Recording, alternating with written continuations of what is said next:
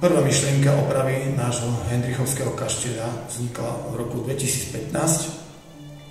Následne v 2016 roku bola vypracovaná projektová dokumentácia a archeologické výskumy. Realizácia projektu zníženie energetickej náročnosti kaštieľa sa začala v roku 2018, ktorá bola ukončená v roku 2019. Potom nasledovali ďalšie menšie projekty cez miestnu akčnú skupinu Pachúreň a Prešovského samosprávneho kraja. Celkovo bolo zrealizovaných 7 projektov financovaných Európskou úniou.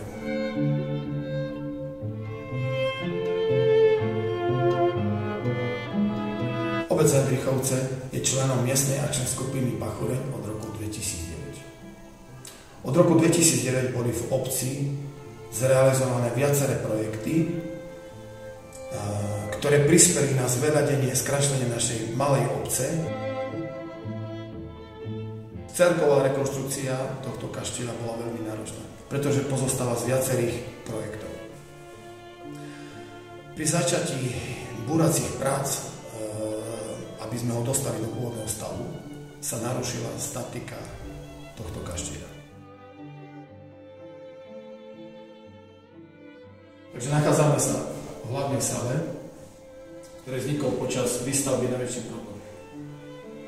Táto časť stropu sa nám prepadla a po čase, krátkom čase vznikla puklina cez celú salu.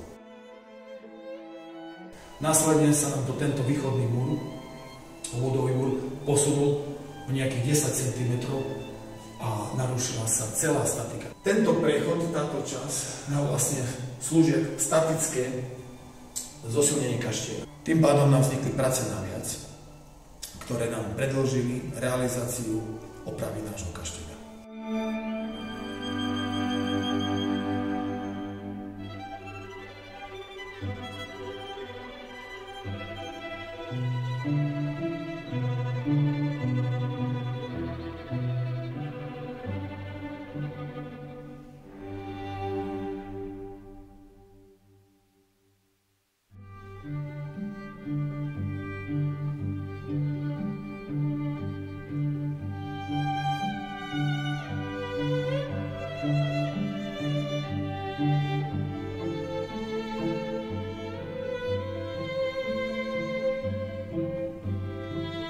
Potom sme postupne realizovali opravu tunajšieho schodiska cez miestnu akčnú skupinu a aj spodnej časti prezentácia miestnej kultúry a centrum komunitno-spolkových aktivít.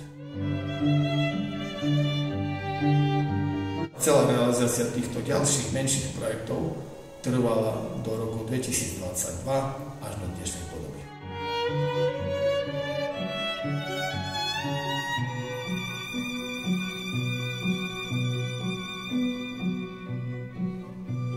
Tento kaštieľ v našej obci bude slúžiť na miestne kultúrne akcie, prezentácie miestnej kultúry a na spoločenské podujatia.